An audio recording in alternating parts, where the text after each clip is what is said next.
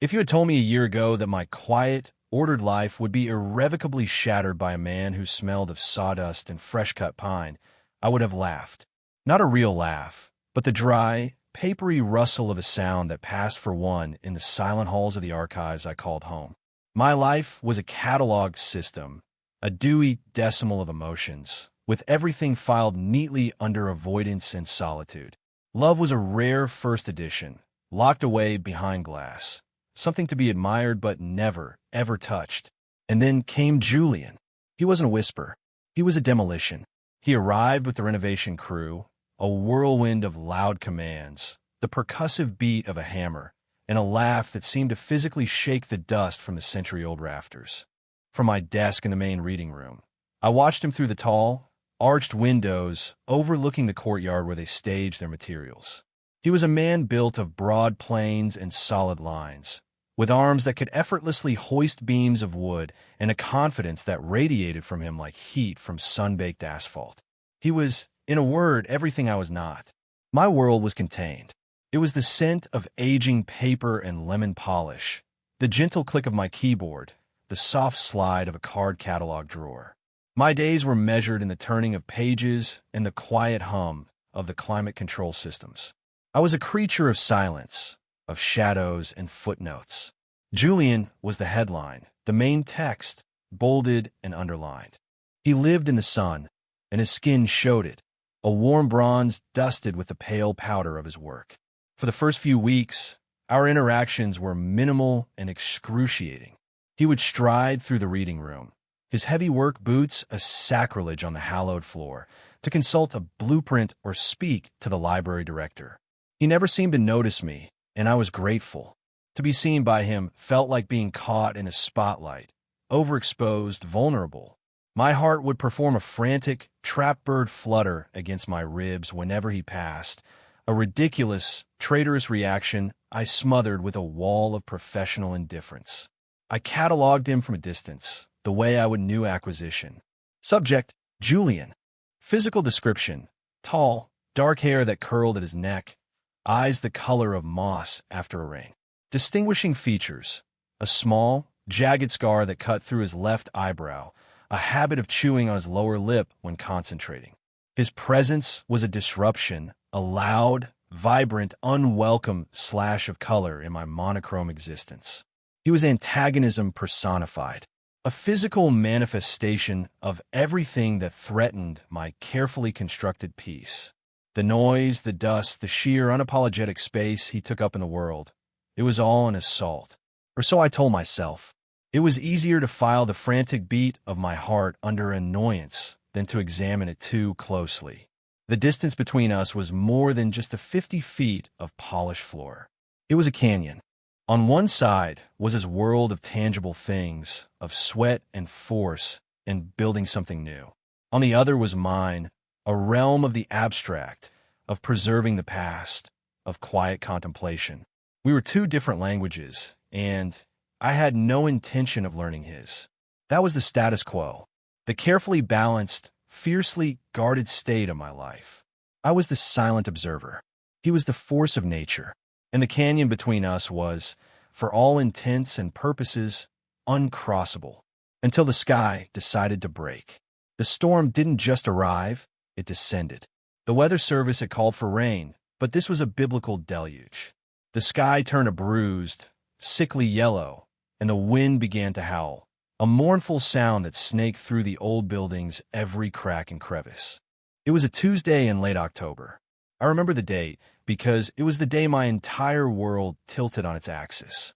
I was preparing to close, my routine a comforting balm against the rising fury outside. Lights off, terminal shut down, final walkthrough. But as I passed the West Wing, the one currently under renovation, a dark stain on the oak floor caught my eye. It was small, but it was growing. I looked up, high above, where Julian's crew had been working near the old copper flashing on the roof. A single, fat drop of water gathered, trembled, and fell. My stomach plummeted. The West Wing housed the special collections, the rarest, most fragile manuscripts. Panic, cold and sharp, pierced the calm I cultivated so carefully. I found the director, Mr. Abernathy, a man whose placid demeanor was, for the first time in my memory, completely shattered. He was on the phone, his voice tight. The news was bad. The storm had worsened, flooding the downtown streets. No one was getting in or out of the city center tonight. And then he looked at me, and his eyes drifted towards the courtyard where Julian was hastily trying to cover a stack of lumber with a tarp, already soaked to the skin. A dreadful, terrifying idea began to form in Mr. Abernathy's eyes, an idea that was about to become my reality. We had to move the Henderson collection. Tonight. Now. And the only other able-bodied person on the premises was the man whose work had, ironically, possibly exposed the leak in the first place. Forced proximity. It sounds like a line from a bad romance novel. For me, it was the beginning of a nightmare, or something else entirely. Julian was summoned, dripping rainwater onto the marble floor of the director's office. He ran a hand through his wet hair, looking less like a force of nature and more like a man facing a problem he knew he had to solve. "The collection needs to be moved to the sub-basement vault," Abernathy said, his voice strained. "It's the only climate-controlled, secure location. It will take two of you. All night." Most likely, Julian's gaze met mine across the desk. For the first time, I felt the full, direct force of his attention. It wasn't arrogant or dismissive. It was assessing, calculating. His moss-green eyes were serious, stripped of their usual easy confidence. He gave a single, sharp nod. "Leo knows the collection," Abernathy continued, gesturing to me. "He'll direct. Julian, we'll need your strength, my strength." I nearly scoffed. My strength was in my knowledge, in the careful dexterity of my fingers, not in hauling 100-pound crates. But there was no refusing. The thought of those priceless books, their vellum pages turning to pulp, was unthinkable. So that was how I found myself locked in the library overnight with Julian. The storm raged outside, a wild, percussive soundtrack to the frantic rhythm of my own heart. The world shrank to the echoing halls of the West Wing, the smell of rain and damp plaster, and the overwhelming, unnerving presence of the man beside me. The canyon had vanished. We were on the same crumbling ledge, together. The work was grueling. We fell into a rhythm born of necessity. I would identify the priority boxes, the most delicate manuscripts, the irreplaceable folios. He would lift them, his muscles cording in his arms, and carry them to the heavy-duty cart. The air was thick with the scent of old paper and the clean, masculine smell of his rain-dampened shirt. In the focused bubble of our task, the barriers began to dissolve. The Julian I had observed from afar was a caricature, a two-dimensional figure of swagger and noise. This Julian, up close, was different. I saw the fine lines of exhaustion etched around his eyes. I saw the way his brow furrowed in intense concentration as he navigated a narrow doorway with a precious load. The arrogance I had perceived was just competence, a quiet, physical certainty in how he moved through the world. He was surprisingly gentle. His hands, which I knew could splinter wood and drive nails, cradled the archival boxes with a reverence that shocked me. He treated them not as cargo, but as something sacred. He worked with a steady, tireless pace, never complaining, his focus absolute. At one point, he paused to roll up the sleeves of his flannel shirt, and I saw it. A long, silvery scar that ran along the inside of his forearm, from wrist to elbow. It was an old wound, faded but stark against his tanned skin, a testament to a life lived outside the safety of book-lined walls. My fingers itched with the absurd, sudden desire to trace its path. "Leo," his voice, low and rough, startled me from my thoughts. I realized I had been staring. A hot flush crept up my neck. "This one," I said quickly, tapping a large flat box. "It's extremely heavy." The 16th century atlas, he positioned himself on one side, me on the other. "On three," he said. 1, 2, 3 we lifted. The box was heavier than I'd anticipated, and my grip was clumsy. As we shuffled towards the cart, my hand slipped, brushing against his. It wasn't a touch. It was a brand. A jolt of pure, unadulterated electricity shot up my arm, straight to my chest, where it set off a frantic chain reaction. My heart hammered. My breath hitched. For a dizzying second, the entire world narrowed to that single point of contact, the rough, calloused warmth of his skin against the back of my hand. My reaction was involuntary, a full-body flinch. The box tilted precariously. "Whoa, easy." Julian's voice was calm, steady a rock in my sudden, panicked sea. He shifted his weight, effortlessly compensating for my lapse, and settled the box safely onto the cart. He didn't pull his hand away immediately. For a fraction of a second, it lingered, a warm, solid pressure. My mind went completely, blessedly blank. All the carefully constructed walls, all the layers of intellectual distance and professional coolness, they vaporized. I was just a raw nerve ending, buzzing with a sensation that was equal parts terror and a deep, unfamiliar longing. I snatched my hand back as if burned, muttering a clumsy apology. He just looked at me, his expression unreadable in the dim emergency lighting. Did he feel it? That sudden, sharp crackle in the air? Or was it just me? My own lonely, starved system overloading from a simple, accidental touch? He didn't say anything. He just turned back to the shelves, his broad back to me, and I was left standing there, my hand tingling, my entire body humming with a strange new energy. The storm outside had nothing on the one that had just broken inside of me. The next box was different. It contained a set of medieval books of ours, their bindings too fragile for the standard archival crates.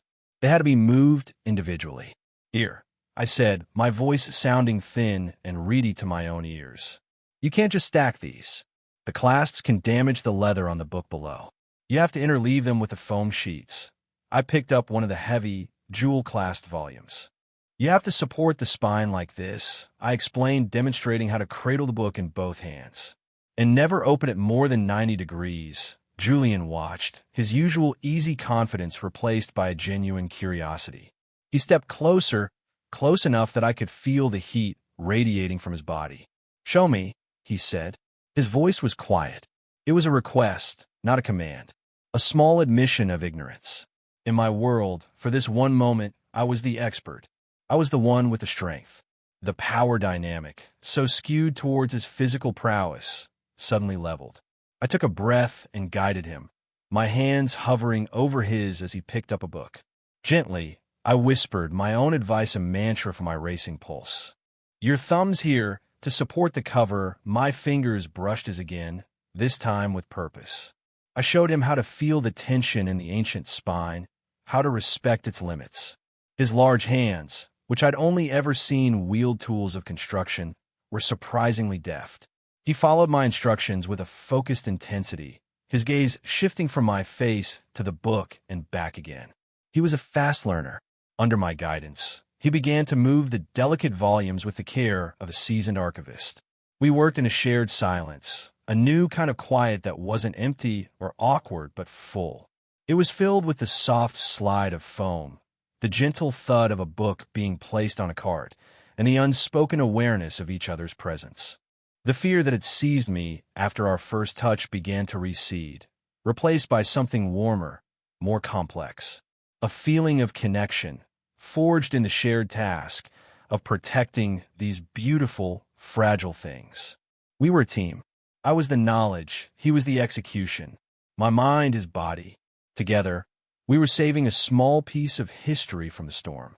Hours bled into one another. The last of the Henderson collection was finally wheeled into the sub-basement vault. Julian closed the heavy steel door, the sound of the tumblers clicking into place echoing in the sudden, profound silence. We had done it. Adrenaline drained out of me, leaving a deep, bone-weary exhaustion in its place. We trudged back up the stairs, the library eerily still around us. The storm had lessened its assault, the wind's howl softening to a mournful sigh.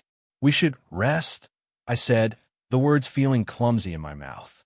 Julian nodded, running a hand over his face. "Yeah." We found ourselves in a small, forgotten reading nook tucked away in the stacks of the theology section. It was windowless, insulated from the world, with two worn leather armchairs facing each other. It was a pocket of silence within the greater silence of the library. Then the power, which had been flickering for hours, finally gave up. The emergency lights died with a final, apologetic hum, plunging us into absolute blackness. I heard Julian curse softly beside me. A moment later, there was a click and a soft hiss, and the small space was filled with the warm, dancing glow of a butane lighter. In its flicker, he located the emergency lantern we'd been using, and, with a twist, a soft white light bloomed, pushing the shadows into the corners. The light was intimate, carving our small space out of the vast darkness of the library. It softened the hard lines of his face, making the mossy green of his eyes seem deeper, darker. We sat in the two armchairs, the space between us charged, electric. The silence returned, but it was different now. It was a physical weight pressing in on us. It wasn't empty. It was filled with everything we hadn't said. I searched for something to say. Something about the storm, the books, the time. Anything to break the spell. But my mind was a blank slate. All I could think about was the way the lantern light caught the curve of his lip, the shadow of his scar, the feeling of his hand against mine. He spoke first. His voice was low, raspy with fatigue. "You know," he began, his gaze fixed on a lantern between us. "I thought you hated me." The words hung in the air, so unexpected they seemed to shimmer. I was stunned into silence. Hate him? I had been terrified of him, intimidated by him, inexplicably drawn to him. But hate? The emotion was too simple, too clean for the tangled mess of feelings he inspired in me. "Why would you think that?" I managed, my voice barely a whisper. He finally looked at me, a wry, self-deprecating smile touching his lips. "Come on, Leo. The way you looked at me. Or didn't look at me. Every time I walked through the reading room, you'd stiffen up like I was some kind of barbarian come to pillage the place." He paused, his smile fading. "I get it. I'm loud. I make a mess. I'm everything this place isn't." My heart ached. He had seen my fear and misinterpreted it as disdain. I had been so wrapped up in my own internal chaos that I never considered how my rigid, defensive posture might look from the outside. "It wasn't hate," I said, the confession feeling like a stone being rolled away from a tomb. "I was intimidated." He blinked, a flicker of genuine surprise in his eyes. "Intimidated? Of me?" He let out a short, humorless laugh. "Why? How could I explain it? How could I put words to the feeling of being a ghost in the world, suddenly confronted by someone so vibrantly, unapologetically alive? How could I explain that his confidence felt like a judgment on my own lack of it? "You're just a lot," I said, the words inadequate. "You take up space. You're not afraid to be loud, to be seen." "I spend my life trying to be invisible." He was quiet for a long moment, studying my face in the flickering light. His expression was serious, vulnerable in a way I had never imagined. "You're not invisible," he said softly. "I see you. I've been watching you for weeks." My breath caught in my throat. "I watch you at your desk," he continued, his voice dropping even lower, becoming a conspiratorial murmur. "The way the afternoon sun hits your hair through that high window. The way you bite your knuckle when you're concentrating. You think you're so quiet and contained, but you're not. There's this intensity about you. This focus. He shook his head, searching for the word. "It's compelling." I found myself making excuses to walk through the reading room, just to see it. To see you. The confession settled over me, a warm, heavy blanket. He saw me, the invisible man. He saw me, and he wasn't repulsed. He was compelled. My carefully ordered world, which had been tilting all night, finally spun off its axis and floated away into the darkness. All the anxiety, all the fear, it all just melted away, leaving behind a single, terrifyingly clear truth. I wanted him. I wanted to close the small distance between our chairs. I wanted to feel his hand in mine again, this time on purpose. And so I did. I stood up, my legs feeling unsteady. I took the 2 steps that separated us and stopped in front of his chair. He looked up at me, his eyes wide, questioning. The air crackled. The only sounds were the soft hiss of the lantern and the frantic drumming of my own blood in my ears. I didn't say anything. I just leaned down. The kiss was not what I would have expected. There was no forceful passion, no demanding crush of lips. It was slow, hesitant, a question asked in the dark. I brushed my lips against his, a feather-light touch, ready to pull back at the slightest sign of rejection. He didn't reject me.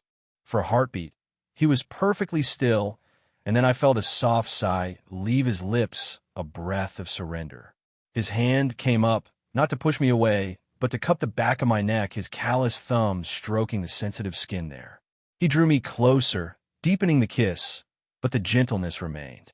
It was a kiss of discovery, of shared loneliness, of a fragile, unspoken thing finally being given a name. It was honest. It was quiet. And it was the single most real thing I had ever felt in my entire life. I woke to the pale, gray light of dawn filtering through the high windows of the reading room. I was alone. For a confusing moment, I thought the whole night had been a dream, a feverish fantasy conjured by the storm.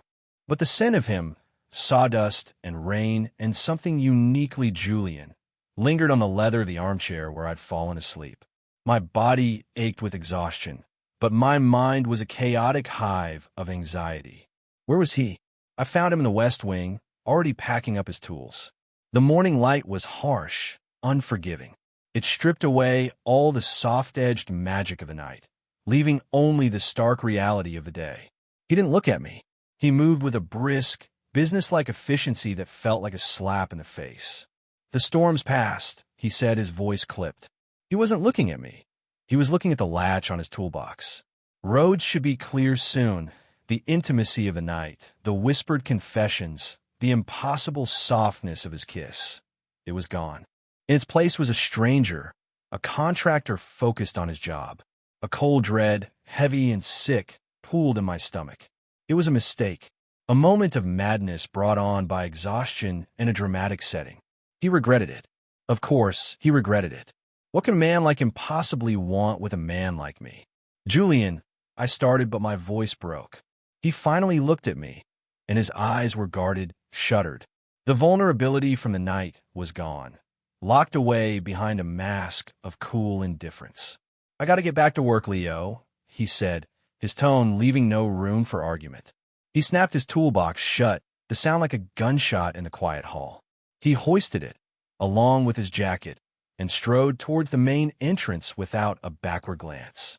He left, just like that. I was left standing alone in the silent library, the echo of his footsteps fading away. The solitude I had once cultivated as a shield now felt like a punishment.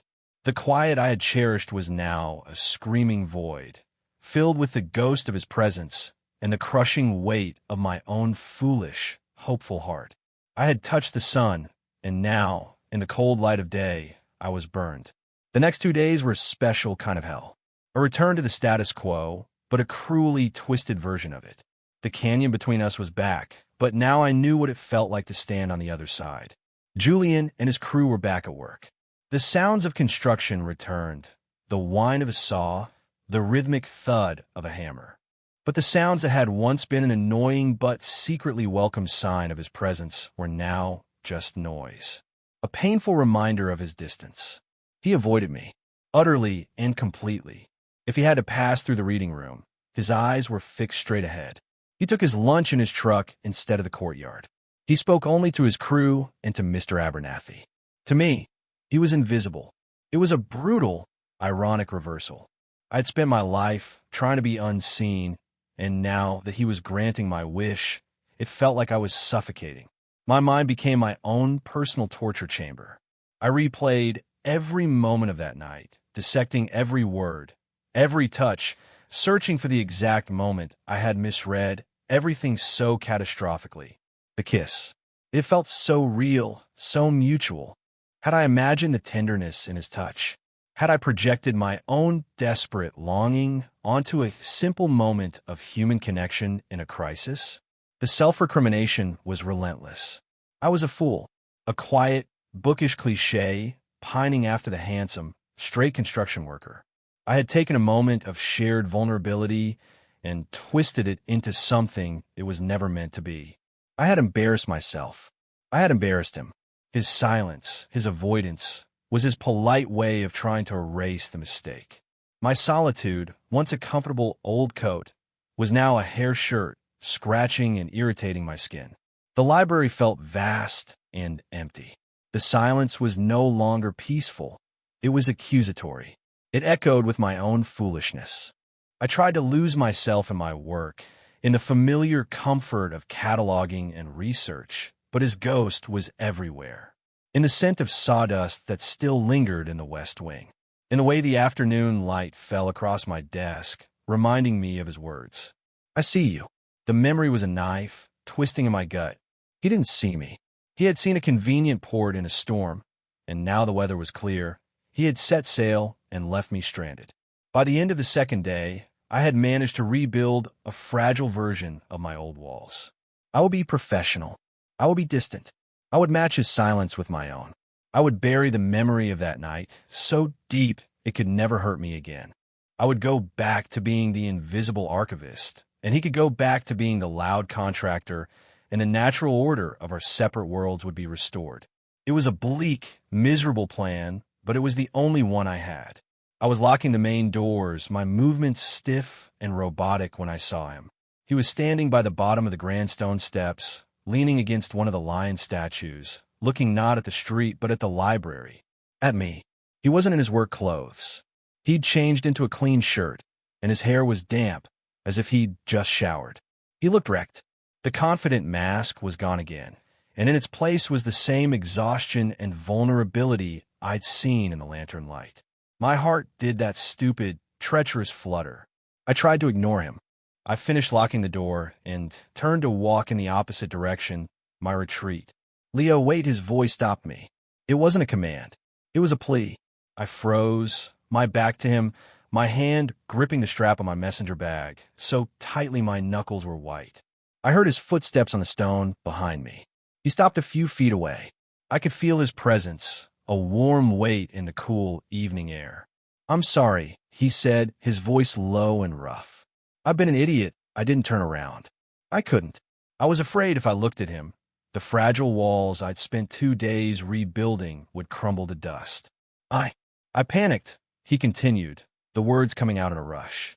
"That night, with you I didn't know what to do. Waking up the next morning, in the light, it all felt too big, too real, and I got scared. I thought I'd messed everything up, that you'd regret it. So I ran. It's what I do. I'm a coward. Julian, the man who seemed to fear nothing." The admission was so shocking, so utterly at odds with the image I had of him, that I finally turned to face him. The setting sun cast long shadows across the plaza. His face was a mask of genuine remorse. "I hurt you," he said, and it wasn't a question. "These last 2 days, ignoring you, that was cruel. I'm so sorry, Leo." The knot of anxiety and self-loathing that had been sitting in my chest for 48 hours began to loosen. It wasn't me. It wasn't my mistake. He had been just as scared as I was. We stood there on the library steps as the city lights began to twinkle on around us. The evening traffic was a distant hum. I thought I had imagined it. I confessed, my voice barely audible. Or that I'd forced it. That you felt obligated, or no. He cut me off, his voice firm. He took a step closer. "God, no. Nothing about that felt forced. It felt like the first real thing that's happened to me in a very long time. And there it was. The truth laid bare between us. The fear was mutual. The feeling was mutual. We were just 2 men, terrified of the same beautiful, fragile thing we had found in the dark. My whole life," he said, his gaze dropping to the pavement, "I've been the one who fixes things, the one who builds things. I know how to handle wood and stone and steel. But I don't know how to handle it. It doesn't come with a blueprint, me neither," I admitted. "My life has instructions, procedures, cataloging systems. There's no card for this." A small smile touched his lips. "So we're both lost, it seems so," I said, and for the first time in 2 days, I felt a flicker of hope. He reached into the back pocket of his jeans and pulled out his wallet. He fumbled with it for a moment before extracting a small, folded piece of paper. It was worn, creased, as if it had been opened and refolded many times. He held it out to me. I'm not good with words," he said, a faint flush rising on his neck. "Not like you are, but I wanted to show you." My fingers trembled as I took the paper from him. It wasn't letterhead or notebook paper. It was a piece of brown craft paper, the kind used for construction sketches. I unfolded it carefully. It wasn't a letter, not in the traditional sense. There were no words. It was a drawing, a pencil sketch, done with incredible detail and a surprisingly delicate hand. It was me. I was sitting at my desk in the reading room, head bent over a book, my hand resting on my chin. The artist had captured the scene perfectly. The clutter of books, the old brass lamp, and, most incredibly, the single sharp beam of afternoon sunlight cutting through the high-arched window, illuminating my hair and the page in front of me. He had captured a moment I didn't even know he had seen. But it wasn't just a drawing. It was the way he'd drawn it. He hadn't just captured my likeness. He'd captured the essence of my solitude, the quiet intensity one thought was invisible to the world. He saw it not as loneliness, but as peace, as focus. He had drawn me with a tenderness that stole the air from my lungs. I drew it a few weeks ago, he said quietly, his eyes fixed on my face, gauging my reaction. I was supposed to be checking the window frames for rot, but I just stopped and watched you. And I had to get it down. This was his confession. More eloquent, more powerful than any poem. It was a secret he had carried, folded in his pocket, a tangible piece of his hidden fascination. This was the blueprint he thought he didn't have. "This is how I see you, Leo," he whispered. "Not as some fragile, dusty thing, but as this, strong, focused." The calm in the middle of all the noise. I looked from the drawing to his face, and my heart, which had been a frantic, trapped bird, finally settled. It wasn't a mistake. It wasn't a dream. It was real. This loud, vibrant man, who lived in a world of noise and strength, had written me the quietest, most beautiful love letter I could ever imagine. And in the fading light, standing on the steps of the place I called home, I finally understood. He wasn't a demolition. He was a renovation. He wasn't here to shatter my world. He was here to build a new one with me. The months that followed were a lesson in learning a new language. A language of shared space, of quiet companionship, of balancing two different worlds until they began to merge into one. My apartment, once a sterile sanctuary of solitude, slowly transformed. His heavy work boots appeared by the door, always neatly placed next to my worn leather loafers. A mug I'd never seen before, thick and ceramic and chipped at the rim, became his designated coffee cup. The scent of sawdust began to permanently mingle with the smell of old books, creating a fragrance that was uniquely ours. Mornings became my favorite time. I had always been an early riser, savoring the silent hour before the city woke up. Now, that silence was shared. I would wake to the solid, warm weight of him beside me, his slow, even breathing a comforting rhythm in the pre-dawn dark. I would slip out of bed and make coffee, and he would eventually shuffle into the kitchen, his hair a mess, his eyes still soft with sleep. He'd lean against the counter while I worked the French press, not saying a word, just watching me with a quiet contentment that filled my small kitchen with a warmth the morning sun couldn't match. There was no anxiety, no second-guessing. The frantic uncertainty of that first morning after the storm was a distant memory, a ghost we had long since exorcised with honesty and patience. We learned each other's rhythms. He learned that I needed quiet time to read before bed. I learned that he needed to work with his hands after a stressful day. And soon a small corner of my spare room was filled with his carving tools and blocks of fragrant cedarwood.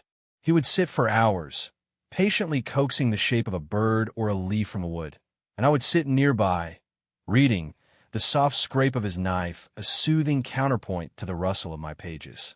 It wasn't always easy. There were moments of friction, of misunderstanding. I would retreat into my shell of silence when I was overwhelmed, and he would interpret it as rejection. He had a stubborn, proud streak that made it hard for him to admit when he needed help. But we learned to talk. We learned to navigate the difficult terrain of our differences, to see them not as barriers, but as the interesting, defining geography of the person we loved. One Saturday, he took me to a job site, a house he was building from the ground up. He walked me through the skeleton of the structure, his voice filled with a passion I had never heard before. He spoke of load-bearing walls, of sight lines, of how the morning light would fall through a window he had yet to install. He ran his hand over a rough beam of pine. "This is what I mean," he said, turning to me, his eyes bright. "You take something raw, something that's just a tree, and you give it shape. You give it purpose. You create a space for a life to happen in," and I understood. My work was about preserving the past, the stories of lives already lived. This was about creating the vessel for future stories. We were two sides of the same coin, curators of human experience. His drawing of me is framed now. It hangs on the wall across from my bed, the first thing I see when I wake up and the last thing I see before I fall asleep. It's a constant reminder. A reminder that being seen is not a threat, but a gift. A reminder that the quietest confessions are often the most profound. My life used to be a carefully curated collection, a single narrative bound in solitude. Julian was the plot twist I never saw coming. He didn't just add a new chapter. He broke the binding and forced me to start a new volume entirely. He bulldozed the neat, orderly garden of my life, and, in its place, helped me cultivate something far more wild, more vibrant, and infinitely more beautiful. He showed me that the strongest structures are built on a foundation of vulnerability, and that true love isn't about finding someone who fits perfectly into your world, but about having the courage to build a new world together. He was the disruption that became my peace, the noise that became my favorite song. And I, the man who lived in silence, finally found my voice and my home in him. It makes you wonder, doesn't it? How many of us build walls to protect ourselves, not realizing that the very thing we're trying to keep out is the one thing that could set us free. Have you ever had your life completely disrupted by someone who turned out to be exactly what you needed? Let me know your stories, your own unexpected plot twists, in the comments below. I'd love to read them. And if you enjoyed this story and want to hear more about finding love in the most unexpected of places, please consider subscribing. There are so many more stories to tell.